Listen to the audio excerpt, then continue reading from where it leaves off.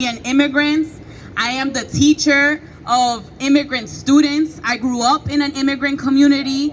And I know the reason really why I'm here is because the conditions of living of undocumented people in the United States is a crime against humanity.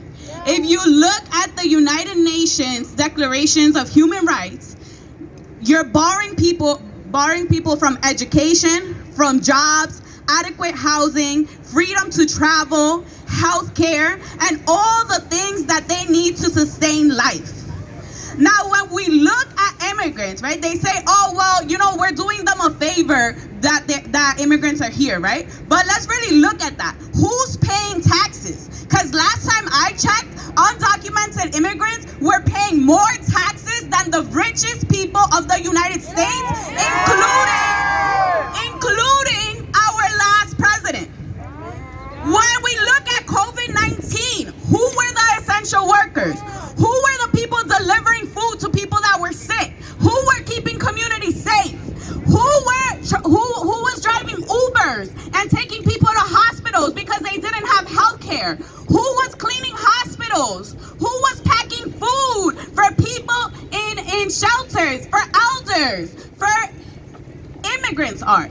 Immigrants keep this city running. So really, when we think about it, okay, we're boosting the economy. We helped New York City get over a global pandemic. But now let's talk about why we're here. And let's talk about U.S. intervention and U.S. imperialism. Because if it were not for U.S. intervention and U.S. imperialism, then our families and we wouldn't be displaced and we wouldn't have to come here. Let's start with the example from Colombia, because I'm Colombian, so I'll start with Colombia. The United States has been funding U.S. paramilitary death squads in Colombia in order to protect its corporate interests, like the interests of Coca-Cola, who has been disappearing union leaders, like Monsanto, who has been throwing glyphosate on different agriculture that's causing cancer.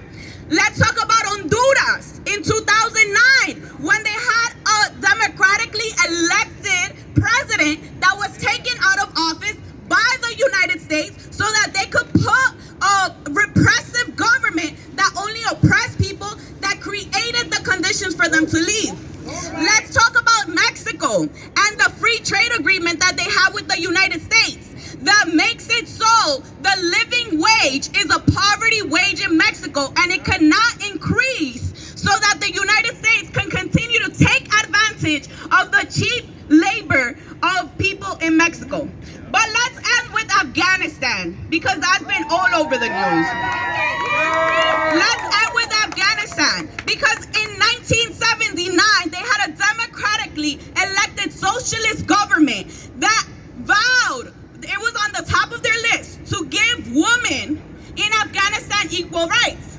But the United States knew that that wasn't good for their petroleum, that wasn't good for their pockets, so what did they do? They started funding fundamentalist extremists like the Taliban, like Osama bin Laden, giving them power. They took down that government, and then what did they do?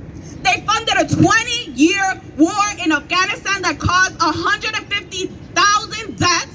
They took their oil, they took their natural resources, they killed their infrastructure, they burned down their schools, they bombed their hospitals, they left them to shit. And now they're leaving, and who's taking over? The same Taliban that they started and funded. So you know what? We need citizenship right now for all immigrants, not just because we are essential to this economy, but it's because they have to pay us back for everything they've stolen from our lands. Thank you. That was amazing.